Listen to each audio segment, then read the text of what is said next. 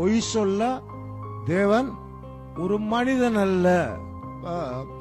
ஆபிரகாமுக்கு சந்ததியை உண்டாக்கி ஆபிரகாமுடைய சந்ததியை கடற்கரை மணலத்தனையாக வானத்து நட்சத்திரங்கள் அத்தனையாக பெருகவே பெருக பண்ணுவேன் என்று சொல்லி வாக்கு கொடுத்து, நீ சுற்றி திரிகிற இந்த கானான் தேசத்தை உனக்கும் உன் சந்ததிக்கும் கொடுப்பேன் என்று சொன்ன தேவன் பொய் சொல்லாத தேவன். அந்த இஸ்ரவேலை அவர்களுக்கு கொடுத்து ஆசீர்வதிப்பேன், அது அவர்களுடைய தேசம் என்று தேவன் எப்பொழுது சொன்னாரோ சொன்னது சொன்னதேதான்.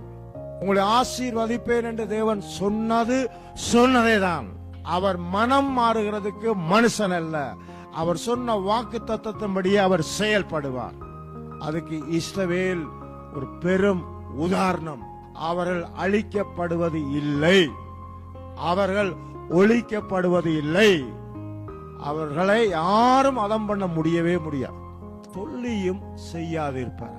அவர் எப்பொழுதோ ஆபிரகாமுக்கு வாக்கு கொடுத்தவர் காலம் நிறைவேறும் போது அங்க வாக்கு தத்தத்தின்படியே சந்ததியை கொடுக்கிறார்.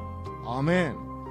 அந்த வாக்கு தத்தத்தின்படியே சந்ததியை கொடுத்தவர் வாக்கு தத்தத்தின்படியே தேசத்தை கொடுக்கிறார்.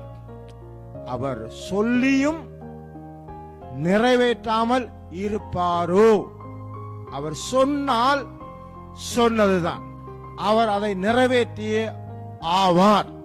காலம் மனிதருக்கு தெரியாது, ஆனால் தேவன் நிச்சயமாகவே நிறைவேற்றுவார்.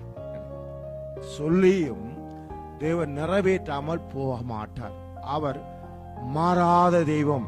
யாக்கோபு சொல்லுகிறார், அவரிடம் யாதொரு மாறுதலும் இல்லை. அவர் சொன்னார் சொன்னதே. இயேசு நேற்றும் என்றும் என்றும் மாறாதவர். தேவன் மாறாதவராக இருக்கிறார். மனுஷனை போல மாறிவிட மாட்டார். இஸ்ரவேல் ஜனங்களுக்கு, தேவனுடைய சபைக்கு என்ன சொன்னாரோ அதை அவர் நிறைவேற்றிய ஆவார். ஆமென்.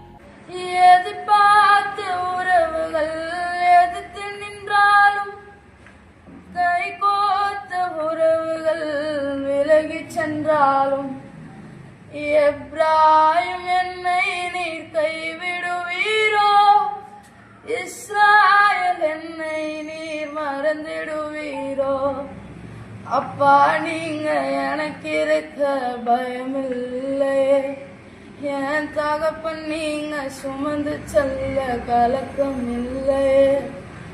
அப்பா, நீங்க எனக்கு இருக்க பயமில்லை.